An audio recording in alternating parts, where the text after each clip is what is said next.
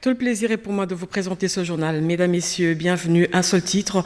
38 éléments des groupes armés à la base de l'insécurité grandissante dans la province de l'Ituri ont été neutralisés par les FARDC. C'est le bilan des opérations menées par les troupes régulières au front. Une attaque, selon le porte-parole des FARDC, a permis aux forces loyalistes de récupérer quelques villages jadis contrôlés par les assaillants. Mesdames, Messieurs, bonsoir et bienvenue aux 20h.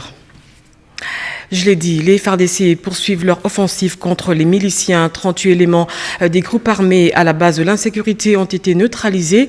9 miliciens ont été capturés, des armes récupérées et 20 localités passées sous contrôle des FARDC. C'est le bilan des opérations menées par les forces loyalistes dans le nord de Djougou et du sud du territoire de Mambasa dans la province de l'Ituri. Une attaque qui a permis à l'armée de reconquérir quelques villages jadis contrôlés par les assaillants, selon le porte-parole des FARDC en Ituri, le lieutenant Jules Ngongo. Suivez. 38 membres de groupes armés sont neutralisés de manière légale et légitime lors de ces opérations par les forces armées, notamment la FPIC, les Codeco, les Maïmaï et les ADEF, un groupe parmi les groupes armés étrangers. 9 armes de type AK-47 ont été récupérées par les forces armées et plus de 20 localités sont passées sous contrôle des forces armées et à l'heure actuelle sont toutes consolidées par l'armée régulière sur le théâtre des opérations au front nord de Djougou et aussi des territoires d'Irumu.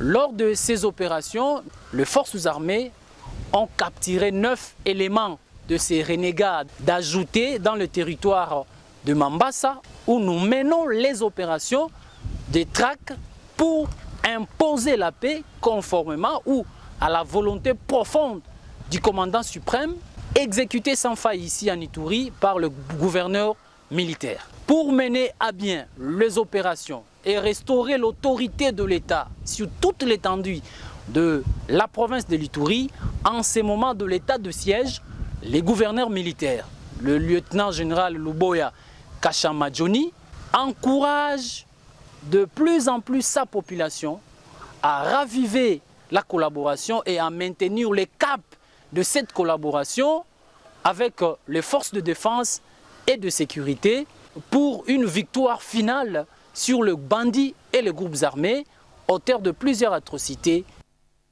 Et dans l'est de la République démocratique du Congo, l'état d'urgence, l'état de siège plutôt, instauré par le chef de l'État, Félix-Antoine Tshisekedi, pour mettre fin à l'insécurité, porte déjà ses fruits.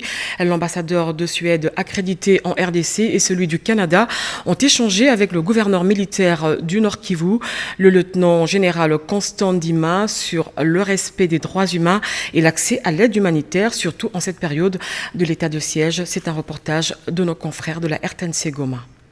Cet échange entre le gouverneur militaire du Nord Kivu, le lieutenant-général Constant Ndima, et les diplomates canadiens et suisses s'est déroulé dans une atmosphère empreinte de convivialité. On a échangé sur l'état de siège, on a échangé sur différentes priorités comme le respect des droits humains, état de droit, développement démocratique, le respect, égalité des genres.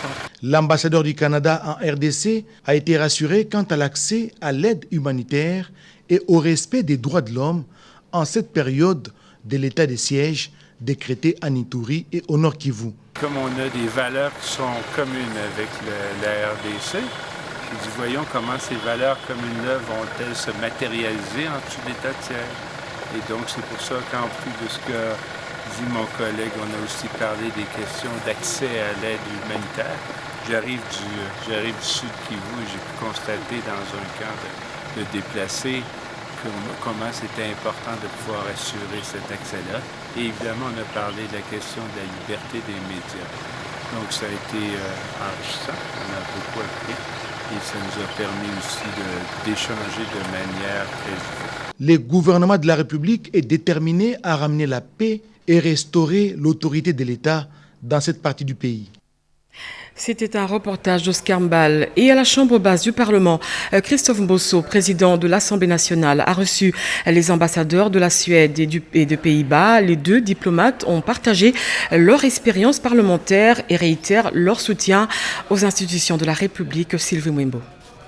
L'Assemblée nationale, autorité budgétaire de la République démocratique du Congo, a aussi pour rôle de contrôler l'exécution du budget. Le Pays-Bas, qui depuis belle lurette partage des expériences parlementaires avec la RDC, a voulu se faire une idée sur les procédures congolaises de contrôle budgétaire. L'ambassadeur du Pays-Bas, Kinshasa, Jacques Apewal, a eu des échanges fructueux avec le président de l'Assemblée nationale, Christophe Mbosso Diapwanga. Comme vous le savez, dans le programme gouvernement, on a besoin de beaucoup plus d'argent. On a discuté sur aussi le rôle du Parlement dans la transparence des revenus et des contrats du secteur minier. C'est la richesse de la RDC et c'est bien important que tous ces revenus du secteur minier entrent plutôt dans les coffres de l'État, ce qui n'est pas le cas actuellement. Avec l'avènement du président de la République, Félix-Antoine Tshisekedi Tshilombo, à la tête de l'Union africaine, la Russie voudrait que ce soit la RDC qui élabore l'agenda du nouveau sommet Russie-Afrique qui aura lieu dans une année. Son diplomate accrédité à Kinshasa, Alexei Santebov, l'a fait savoir au speaker de la Chambre basse du Parlement. C'est une question à préciser pendant les discussions avec les membres de la Troïka. Je suis venu, une des buts de mes missions, c'est justement avoir l'opinion de vos dirigeants, de votre État, qui est un des États clés en Afrique, et de préciser le temps et la place. La diplomatie parlementaire est un des canaux que le président de l'Assemblée nationale, Christophe Mbosso Diapwanga, actionne pour intensifier les relations bilatérales entre la République démocratique du Congo et les pays amis.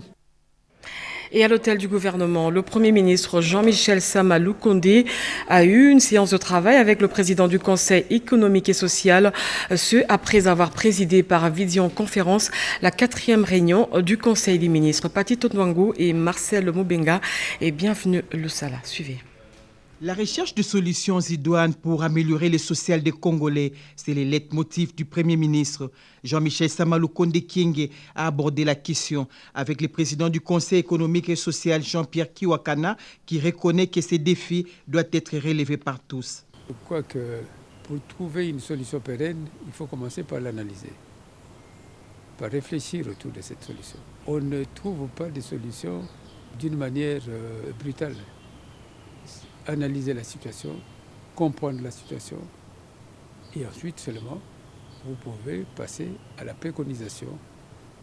Mais cela prend évidemment, comme je disais, c'est un processus, ça prend le temps que ça doit prendre. L'essentiel, c'est d'aborder le problème, de le comprendre, de l'analyser, de l'étudier et de préconiser. Pour rappel, cette institution de la République a entre autres comme mission de formuler des propositions concrètes et de participer à l'élaboration de la politique économique et sociale du gouvernement. Le ministre du Budget a présidé une réunion de riposte humanitaire dans le cadre de l'état de siège instauré à l'est du pays par le président de la République. Selon Aimé Boji, une riposte humanitaire s'avère importante. Elle va permettre d'appuyer les efforts menés par le gouvernement de la République pour un retour de la paix dans le Nord Kivu et l'Ituri. Cédric Enina.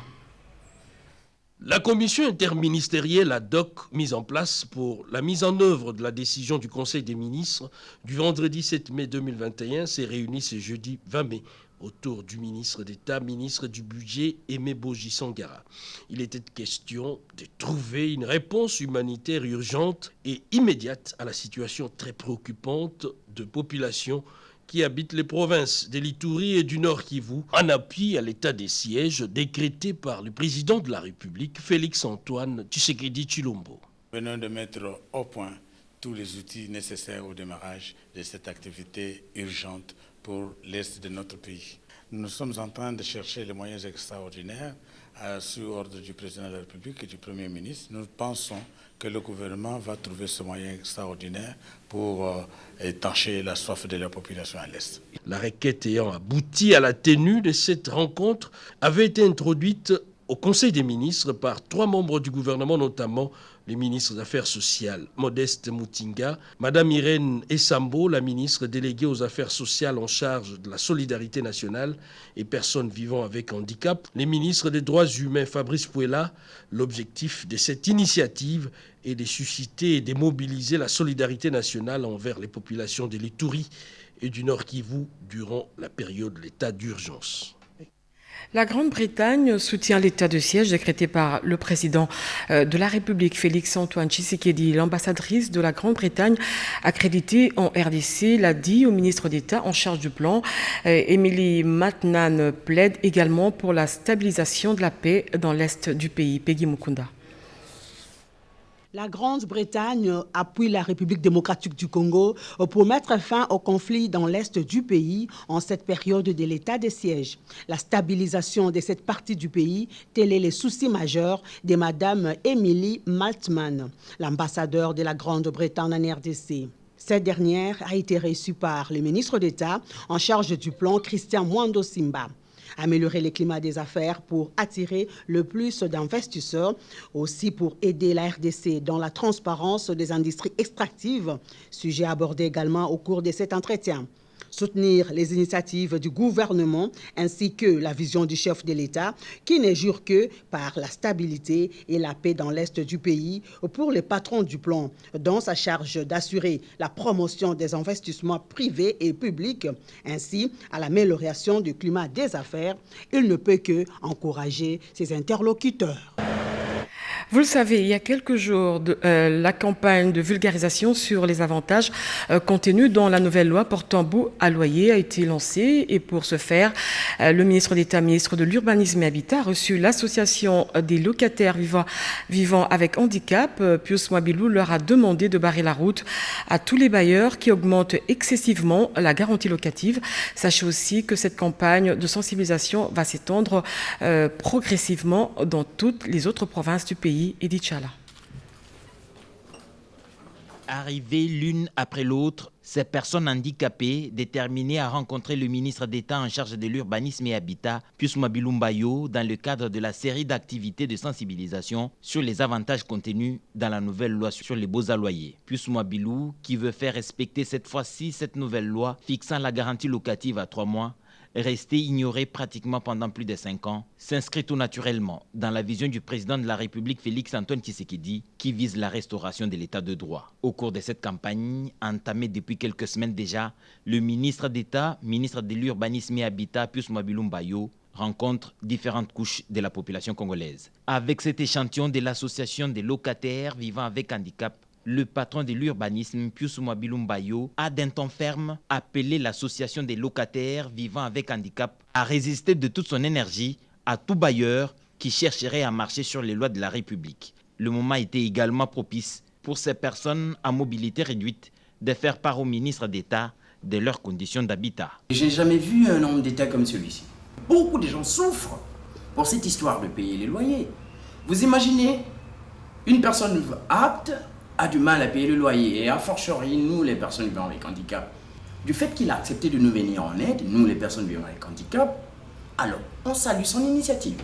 Victime des imputations dommageables sur une prétendue vente du siège du PNMLS, l'avocat conseil du ministre Pius Mwabilou a déjà déposé une plainte à la justice. C'est ce qu'a affirmé maître Clément Kitenge Kisaka après son échange avec le ministre de l'Urbanisme et Habitat. Un atelier d'échange d'informations sur l'évolution de la réforme d'aménagement du territoire. L'objectif est d'informer toutes les parties prenantes sur la nouvelle version de la proposition de loi présentée à l'Assemblée nationale. Edith Chala et Néné Maïzana. L'aménagement du territoire seul constitue le socle pour catalyser un développement harmonieux et durable du pays, car celui-ci permet d'éviter la superposition des titres dans les forêts, les mines, les hydrocarbures, l'agriculture, l'énergie et tant d'autres. ainsi qu'activer les développements communautaires.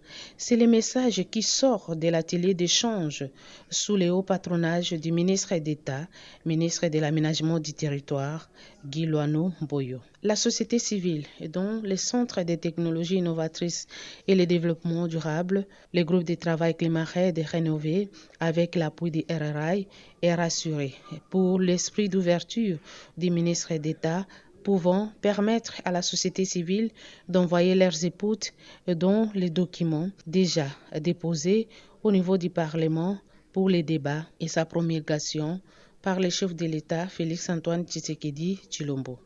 L'atelier de ce jour a comme objectif principal d'échanger des informations sur l'évolution de la réforme de l'aménagement du territoire en cours et voir comment poursuivre les activités restantes conformément à la lettre d'intention qui recommande la concertation et la consultation entre les parties prenantes. Tous les autres aspects qui ne seront pas pris en compte dans la loi ou la politique seront intégrés dans l'élaboration des textes d'application ou les arrêtés, a souligné le ministre d'État, ministre de l'Aménagement du Territoire, Guy Loano Mboyo. Et au ministère du portefeuille, la ministre d'État tient à la relance des activités de Sakima, une entreprise minière située dans le Grand Kivu. Adel Kaïnda a échangé avec le directeur général de cette entreprise, venu lui brosser le tableau sombre. Suivez ce reportage, Angèle Mabiala. Sakima, une entreprise minière qui œuvre dans le Grand Kivu, a besoin d'une thérapie d'urgence. Avec ses 46 permis d'exploitation, cette firme a des problèmes pour renouveler ses titres, ce qui empêche le partenaire de miser sur les investissements.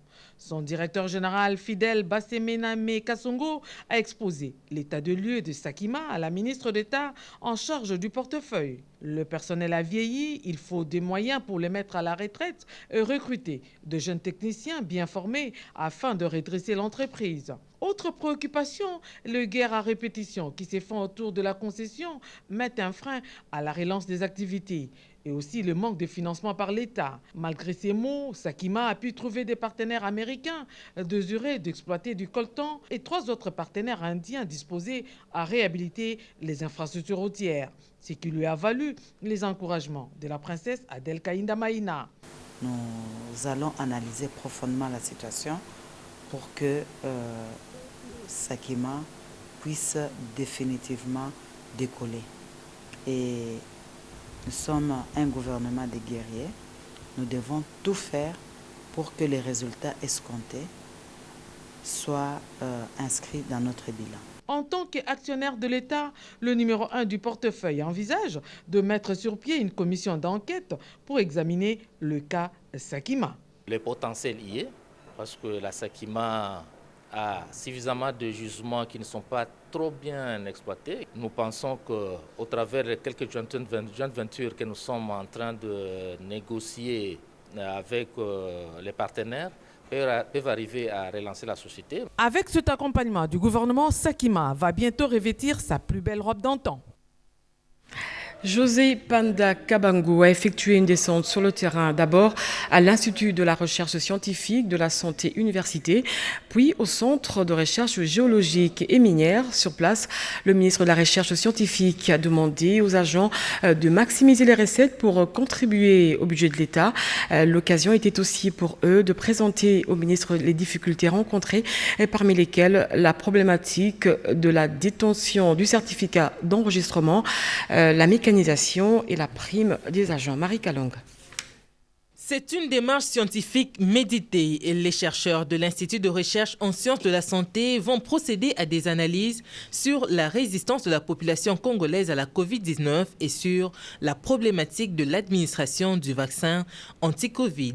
Recommandation faite par le ministre de la Recherche scientifique et innovation technologique, José Panda Kabangu, sur instruction du chef de l'État Félix-Antoine Tshisekedi Tshilombo lors de la visite effectuée sur place à l'IRSS. José Panda Kabangu a été chaleureusement accueilli par les agents et cadres qui lui ont remis un présent avant de lui soumettre les problèmes liés à leurs primes et à leur mécanisation, mais aussi au certificat d'enregistrement. Le ministre José Panda Kabangu a promis de plaider pour que le budget de la recherche soit amélioré. Moi, j'amène un discours de travail. Tous les problèmes qui ne président du syndicat vient de poser, ce sont les mêmes problèmes, non seulement dans les ministères de la recherche scientifique, mais dans tous les autres ministères. Mais il y a quand même un problème d'injustice lié aux primes d'aliment. L'aliment, c'est l'injustice. Et ça, nous sommes dans le cours des solutions. Ce qui n'a pas existé depuis, cette injustice qui a existé depuis beaucoup d'années, est en train de trouver un peu des solutions. Bien avant, le ministre de la Recherche scientifique et Innovation technologique était au Centre de recherche géologique et minière, CRGEM en sigle. Le problème rencontré étant le même dans le secteur de la recherche, José Pandakabango a demandé à cette crème intellectuelle de valoriser leur travail pour contribuer financièrement au budget de l'État. Accompagner une prise en charge du toxicomane au sein d'un service de prévention spécialisé, cela va permettre de lutter efficacement contre la toxicomanie. Les experts pensent à la mutualisation des efforts plutôt. L'atelier a été organisé par le Programme national de lutte contre la toxicomanie qui a été ouvert par le vice-ministre de la Santé, Edith Chala.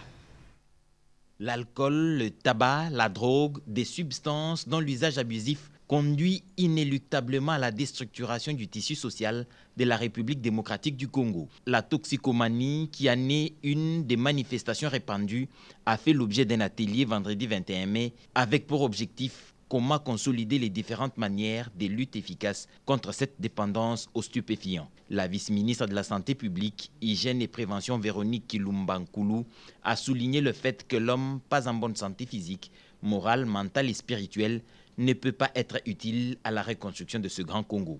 Par ces assises, le ministère saisit l'opportunité de sensibiliser les acteurs de la société civile sur la régulation de la consommation des substances psychoactives, drogue, alcool, tabac et autres substances toxiques.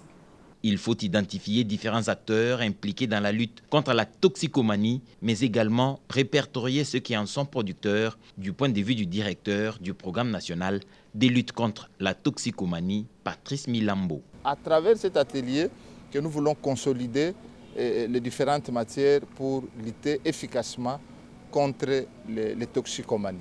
Le champ d'action de la lutte contre la toxicomanie étant large, il nécessite plusieurs interventions et multiples partenaires. Et puis le ministre d'État, ministre du Développement rural, a reçu à tour de rôle l'ambassadeur représentant de l'Union européenne et la représentante spéciale du secrétaire général des Nations Unies. Ils ont échangé sur le renforcement des relations bilatérales dans le domaine du développement rural. Jean-Pierre Ndolo. Avec l'ambassadeur représentant de la délégation de l'Union européenne, il a été question de discuter du partenariat entre la RDC et l'Union européenne dans les secteurs qui touchent la population congolaise, comme le confirme l'ambassadeur Jean-Marc Chatenier, représentant de l'Union européenne. Le développement rural en RDC concerne 80% de la population du pays et c'est véritablement un véritable enjeu de développement congolais que nous entendons appuyer. Donc nous avons échangé avec le ministre sur les programmes que met en œuvre la République démocratique du Congo, le gouvernement congolais, et les programmes que nous mettons en œuvre aussi avec le gouvernement de la République du Congo sur un certain nombre de secteurs liés au développement rural d'un certain nombre de zones dans lesquelles nous intervenons. Et nous avons convenu ensemble de procédures d'échange d'informations et de poursuivre un dialogue bien sûr sur ce sujet crucial. Le ministre d'État en charge du développement rural s'est ensuite entretenu avec la représentante spéciale du secrétaire général des Nations Unies. Le partenariat avec le système des Nations Unies a constitué la toile de fond de leur entretien. Le ministre en a profité pour donner ses attentes en ce qui concerne le partenariat avec le système des Nations Unies. Et dans ce contexte, nous avons essentiellement focalisé sur la nécessité de coordination, de partage d'informations et aussi d'actions concrètes qui connectent les villes avec le développement rural. Il faut rappeler qu'un cadre de coopération a été déjà signé par l'autorité nationale avec le système des Nations Unies et qui est géré par le représentant général adjoint du secrétaire général des Nations Unies. Une cure d'âme, un outil biblique pour la guérison de cœur et de l'âme. Au cours d'un point de presse organisé par le ministère chrétien Logos Rema, le pasteur Diamant Bob Kalonji a appelé le peuple congolais à une vraie repentance, ce conformément aux Saintes Écritures et au temps donné par le président de la République en juin dernier lorsqu'il dédiait la RDC entre les mains du Seigneur. Jacques Kabwabwa. Cette formation sur le leadership féminin a pour objectif de renforcer les capacités des femmes congolaises, histoire de les outiller afin qu'elles soient à même d'assumer leurs responsabilités à tous les niveaux. En tant que Chambre de commerce, nous avons l'objectif de former, informer et aussi la mise en relation d'affaires. Dans ces cadres-là que nous avons signé un partenariat avec LWA de l'Afrique du Sud pour essayer de voir comment renforcer les capacités de femmes leaders dans notre pays pour que nous puissions être au même niveau parce que les formations sont toujours continues et on ne va pas s'arrêter à se former. Et c'est une bonne opportunité que nous venons aujourd'hui lancer à des femmes, quelles que soient des femmes politiques, les femmes entrepreneurs, pour que des femmes qui sont leaders, qui aspirent à faire quelque chose de plus grand, de venir à ces 3 jours de formation qui est tout d'abord accompagnée par la conseillère spéciale du chef de l'État, Madame Chantal Moulop. Pour atteindre l'objectif poursuivi par cette formation, plusieurs matières sont prévues au programme. Nous avons 3 programmes. Nous avons le programme de leadership et gouvernance politique. Deuxième programme, c'est la femme et le pouvoir. Le 3e jour, là, nous allons regarder comment développer les femmes leaders. Et c'est là où nous appelons vraiment les femmes qui ont d'aspiration, soit politique, soit d'entrepreneuriat, devenir. Rendez-vous ce mardi 25 mai 2021 à partir de 8h précises au Salon Rouge des Affaires étrangères, cadre devant abriter la formation sur le leadership féminin. Vous avez compris que je suis vite allée en besogne. Il s'agissait plutôt d'un reportage sur la formation sur le leadership féminin, une formation organisée par la nouvelle chambre de commerce de la RDC en partenariat avec Leading Women of Africa. Et c'était un reportage d'Odilon Kayuma. Je disais donc une cure d'âme, un outil biblique pour la guérison du cœur et de l'âme. Au cours d'un point de presse organisé par le ministère chrétien Logos Rema, le pasteur Diamant Bob Kalonji a appelé le peuple congolais à une vraie repentance, ce conformément aux Saintes Écritures et au temps donné par le président de la République en juin dernier lorsqu'il dédiait la RDC entre les mains du Seigneur. Jacques Kabwabwa. La cure d'âme de la nation trouve son sens lorsqu'en juin dernier, le chef de l'État, Félix-Antoine Tshisekedi Tshilombo, avait dédié les trônes de la République démocratique du Congo à Dieu, ouvrant ainsi la voie à une nouvelle naissance. L'homme de Dieu, le docteur Diamant Bob Kalonji, qui a lancé la cure d'âme de la nation ce vendredi, soutient qu'il est temps de recourir aux méthodes de Dieu pour des solutions qui durent. Le président national des églises non dénominationnelles du Congo et archevêque des ministères chrétiens Logos Rema appelle ainsi toutes les couches de la vie en RDC à soumettre l'âme de la nation à Dieu par la repentance collective et un engagement ferme de retourner dans les voies divines. Le Seigneur Jésus-Christ, que je sers, m'a rappelé que les nations ont, elles aussi, une âme et le processus est le même, car Dieu traite la nation à l'égal de l'homme. Traitant donc les nations de la même manière que l'homme, il les a dotées aussi, chacune, de l'esprit, de l'âme et du corps.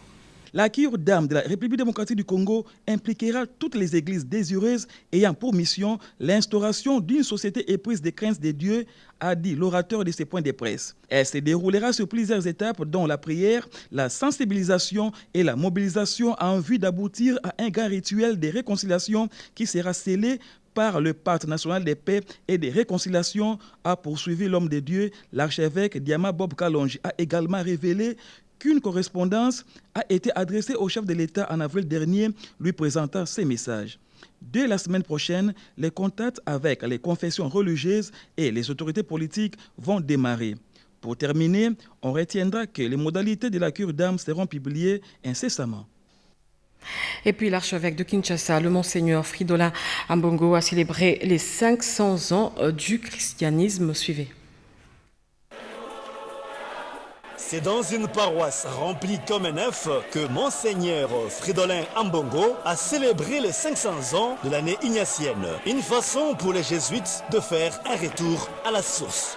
L'année des jubilés, c'est une année de retour aux sources. Ces charismes qui avaient poussé Saint-Ignace à commencer ces mouvements spirituels dans l'Église, ça fait aujourd'hui 500 ans.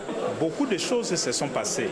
Le charisme reste le même, mais la façon de vivre change selon les temps et les lieux. Pour les jésuites et pour tous ceux qui vivent le charisme ignatien, entrer en jubilé signifie retourner aux sources de leur propre charisme, prendre ce qui fait l'essentiel du charisme ignatien et voir comment l'appliquer dans le contexte d'aujourd'hui et de maintenant. La communauté de missionnaires Compagnie de Jésus veut rester soudée et fidèle à la tradition. Elle veut se dépouiller de la vanité du matérialisme et vivre pleinement son sacerdoce en étant spirituel. Lisons ces communiqués avant de boucler ce journal. Le greffier en chef du Conseil d'État porte à la connaissance du public qu'en son audience de référé suspension de ce 18 mai 2021 sous ROR 272 opposant la Banque centrale du Congo, BCC en sigle, et à la société Sophia SA, société de droit luxembourgeois et consorts, a mis fin aux mesures ordonnées sous ROR 171 du 3 novembre 2020 portant suspension des décisions de mise en dissolution forcée de la Banque internationale pour l'Afrique au Congo BIAC SA en sigle, de sa mise en liquidation forcée et de désignation de son liquidateur contenu dans la lettre référence D 03 numéro 00903 du 30 septembre 2020 du gouverneur de la Banque centrale du Congo suivant le dispositif libellé comme suit. Ordonne, article 1, reçoit les fins de non-recevoir et autres exceptions soulevées par les défendeurs, mais les déclare non fondées et les rejette. Article 2, déclare recevable la requête de la demanderesse et il a dit partiellement fondé. Article 3, met fin aux mesures ordonnées sous ROR 171 du 3 novembre 2020 portant suspension des décisions de mise en dissolution forcée de la Banque internationale pour l'Afrique au Congo BIAC SA en sigle, de sa mise en liquidation forcée et de sa désignation de son liquidateur contenu dans la lettre référence D 03 numéro 00903 du 30 septembre 2020 du gouverneur de la Banque centrale du Congo. Article 4, la présente ordonnance sera notifiée aux parties et publiée au journal officiel de la République démocratique du Congo ainsi que dans le bulletin de décision et publication des juridictions de l'ordre administratif. Article 5. La présente ordonnance prend effet à dater de sa notification aux parties, ainsi ordonnée et prononcée à l'audience en chambre du Conseil de la section de contentieux du Conseil d'État du 18 mai 2021, à laquelle a siégé le magistrat Zachary Richard Tumba Masuka, conseiller et juge des référés, avec l'assistance de Fabrice Manzenzanosa, greffier du siège. Et puis un autre communiqué, la société d'assurance SONAS SA en sigle porte à la connaissance du public qu'il observe depuis un certain temps un activisme persistant sur les réseaux sociaux et par voie d'affichage d'un groupe d'arnaqueurs qui font, au nom de son directeur général, la promesse d'embaucher en contrepartie d'une somme d'argent. À cet effet, la direction générale de la SONAS SA rappelle à l'opinion nationale qu'elle ne procède nullement au recrutement des nouvelles unités et décline en conséquence toute responsabilité inhérente à cette frauduleuse démarche.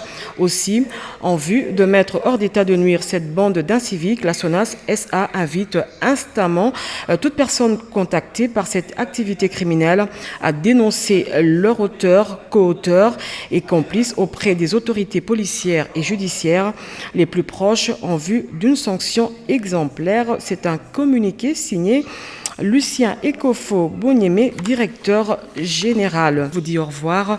Merci à Patricia Ungu qui a concouru à la rédaction de ce journal. Je vous retrouve le vendredi prochain. D'ici là, portez-vous bien. Au revoir.